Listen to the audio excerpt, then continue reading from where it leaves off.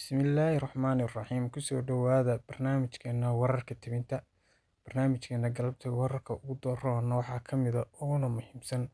Kooxda Xuutiyiinta ayaa sii wada howlgalkooda ka dhanka ah badda cas oo ay kaga soo horjeedaan xasuuqa lagu geysanayo dadka Falastiiniyiinta iyo marinka Gaza dagaalka ka socda. Xuutiyiinta ayaa maanta soo riday diyaarad drones oo Mareykanka laga leeyahay oo nooceedu yahay MQ-9 Reaper. Noocan ayaa halkii diyaarad joogta $30 milyan.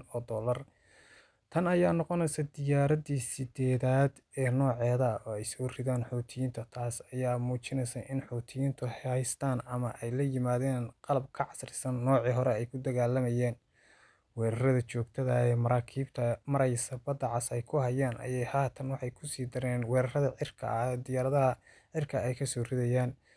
Weerarkooda ka dhanka ah Mareykanka iyo xulafadiisa Israa'iil ayaa sii socda tan iyo markii ay bilowday dagaalkii ka qarxay kal hore marinka Gaza.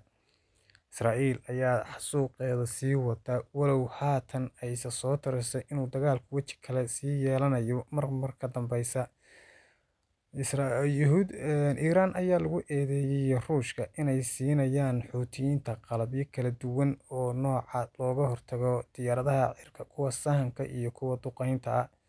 Xuutiyiinta ayaa mar ka dambeysa sii kordhinaya duqeymaha ay ka geysanayaan badda cas.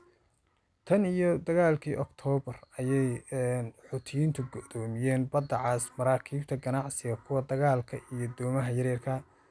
Badda cas ayaa ah marin muhiim ah oo ay maro ganacsiga adduunka 12%.